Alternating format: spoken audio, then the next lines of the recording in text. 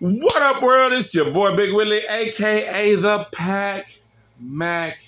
I hope y'all are having a great day. As always, I am blessed and happy to see you. Sorry we didn't do a video, like a full long form video yesterday. I was sitting there trying to think of what to do, and also my birthday is tomorrow, so I've been trying to figure out what to do there, and also life's been lifing.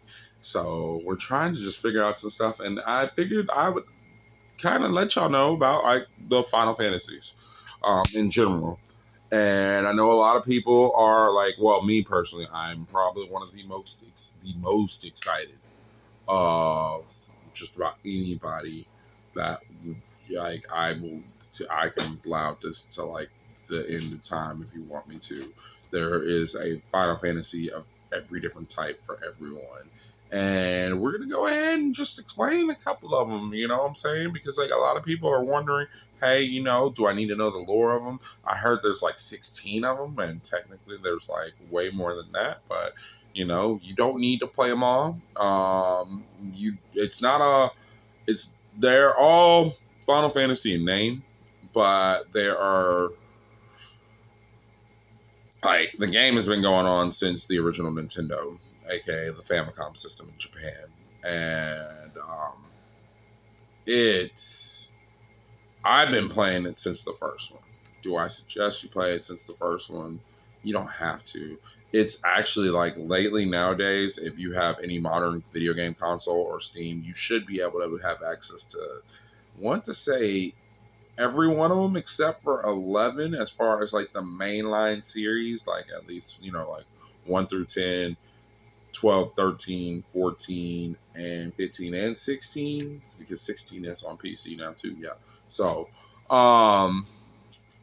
and like the whole 7 remake thing, there's a whole thing there, but these games are accessible. So like, and the pixel remasters are amazing. I personally got the pixel remasters for the Switch. I got a physical copy, and it's like I can gush about the first 6 games like all day because I've actually played at least definitely all 6 of them and beat all 6 of them, and they are wonderful, wonderful, wonderful. But they are definitely old school. But they're mostly turn-based RPGs, role-playing games, and they each have a different setting, different some small different mechanics. There's a lot of similar things. Like there's usually somebody named Sid in the game. There's a like there's airships, there's fantasy, there's some of them are very, very high tech science, steampunk fantasy in one of them. I will probably do another video talking about what I would rank them at. But if I was just to suggest some to start out with, personally speaking, I'd probably say 7. I'd probably and ironically, 7's not my favorite one, but 7 is like the one that kind of like put Final Fantasy into like the stratosphere. Final Fantasy 7 starts out with this guy named Cloud. Um, he's an ex-soldier. If you know, you know. There's a whole deal, and he's with some freedom fighters that basically had hired on as a merc. And there's like a whole big like takedown, kind of like takedown like the city government and stuff, because like they're destroying the planet. They're kind of eco warriors, but then at the end it turns out there's a lot more sinister plot going on. If you know, you know. The remake games are Final Fantasy VII Remake and Rebirth. If you're gonna like those, I will say you kind of do need to play in order. Play Remake first before you play Rebirth, because Rebirth kind of puts you like in the middle of the story. But if you want, like, you can still play the original, which I know like the original is downloadable on like just about everything. It is on PlayStation, it's on Xbox, it's on Steam, and it's on the Switch. 7 is a very good like kind of it's really like a like you if you get into that, this would probably be like the one I would say, hey, look, play 7. If you It's very sci-fi as well as still fantasy. Like, dude has a sword that's like twice his size, and it's just, he looks cool. He definitely does look cool. And if you play remake, like, he looks even, like, remake does like everything even better, and then you'll be in the tips of your toes waiting for the next one, just like me and the rest of the world. The next one I would say that I play, like, definitely like ahead of like any of them. Like, I want to just like get like a good feel of what Final Fantasy is about. Ironically, and I'm still not gonna name one of the previous 6, even though the previous 6 do hold weight in their own ways and shapes and form. I would say 10. Final Fantasy X was just beautiful for its time. They had voice acting. There was like, just, it was a great little like story that has kind of likable, not likable main character. Like, I mean, because like Tidus is like, he wasn't bad, but it was just like, he was definitely goofy. Like, dude was goofy compared to like most of the rest of the cast, because they're all on this like you gotta play it. Like, the game is just different. It's still turn-based. Both of these 7 and 10, at least the original 7 and 10 are turn-based. Remake 7 is more of like action RPG kind of sort of. And if you're into those types, the next one I would suggest is actually 16. 16 definitely plays a lot more action-based than any of them. 16, like, the story on 16 was just, oh my God, like, my heart goes out to like a lot of these people, because 16 definitely, like, it gets pretty heavy pretty early on, and you just like, there's just a lot to it, and it was a great game. And I mean, no matter which Final Fantasy you play, if there's anything I could say about Final Fantasy, like, dead set, above all else, the music is just, oh my goodness. The music in Final Fantasy games are just, wow. The next game I would suggest, and it's a toss-up between these 3 specifically, it's 4, 5, and 6. All right? Now, I can, like, there's merits on each one of them. 4 was definitely a lot more old school. And like, all of these are 16-bit, and the pixel remasters for each one of them are just like, they're worthwhile. They're great. Like, and like, each one of them has their own merits. 4's story was just, there's so much to it. Like, the main character, Cecil, he goes through so damn much in this quest of just trying to do the right thing. In the beginning, he's just a soldier, and he's just trying to do right, and he questions, and after he questions like the validity of like stuff that's going on, and he gets sent on pretty much a death mission, and he survives it and ends up like turning his life around, and all of a sudden, oh my goodness, like, yo, like, I definitely would say 4, like, it's just there.